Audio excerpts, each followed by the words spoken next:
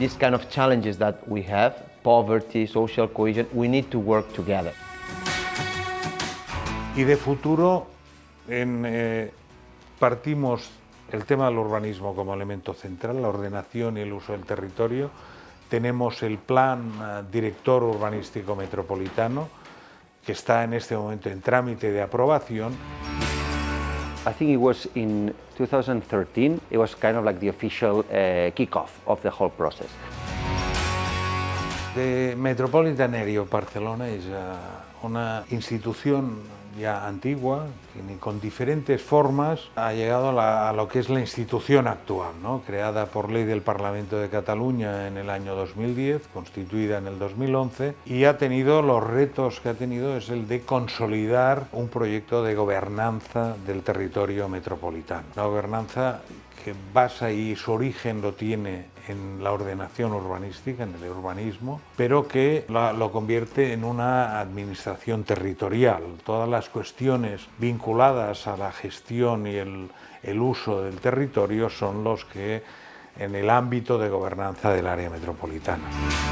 It's very important that at the metropolitan scale we need to work in a mid and long-term process. We cannot work in processes of 4 years mandate because big plans cannot be delivered in 4 years. The urban master plan is a plan that cannot be delivered in 4 years' time. So here I think we are the kind of institution that we can balance the pressure that a mayor is having in his own municipality and what his territory needs for the developing of these strategies that you are mentioning.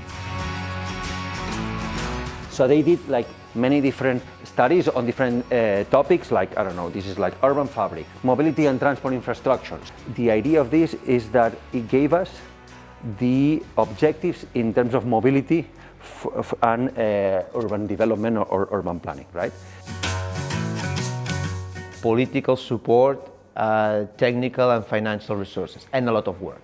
A lot of consensus, not imposing, just trying to listen and to figure out what small stakeholder can deliver or can provide to this strategy, and not only the big ones, so everyone has something to say. But this is a country where this kind of consensus are not always working, so we need more commitment and more shared work together. The efforts that were taking in the 70s to address the urban planning here in the metropolitan area were huge, right? So the urban plan that was done by then, it was extremely detailed. So it has determinations of every plot of the metropolitan area, right? So every building, every plot has a code, right? Like and has certain determinations. And there was a lot of space reserved for infrastructure, right? And there was a huge change from that plan to now. The thing is that this plan is still today valid because it's so huge that we have been able to do a lot of modifications, small changes, up to 2,000 changes of this plan, but it has not been renewed, right? So the idea of this plan is that it does not change that plan completely, but it changes a little bit that direction, right? And our plan, the idea and the initial scope that we have is 25 years. Y por tanto estamos adecuando los espacios de actividad económica a estas nuevas necesidades, preservando las actividades industriales tradicionales que tienen valor añadido y con proyección de futuro, por tanto, en que actividades económicas o industriales en los que la investigación, el desarrollo y la innovación son piezas centrales, o aquellas actividades terciarias de valor añadido vinculadas a las nuevas tecnologías o las nuevas actividades o a la industria verde o a la descarbonización de la economía.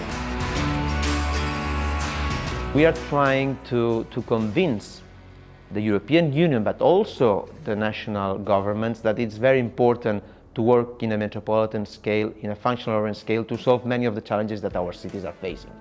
Air quality, mobility, housing, economic development, culture, security, and many of them. So I encourage to work internationally, to work in a European scale, our stakeholders, innovate, show that this is the right scale to solve many of our challenges.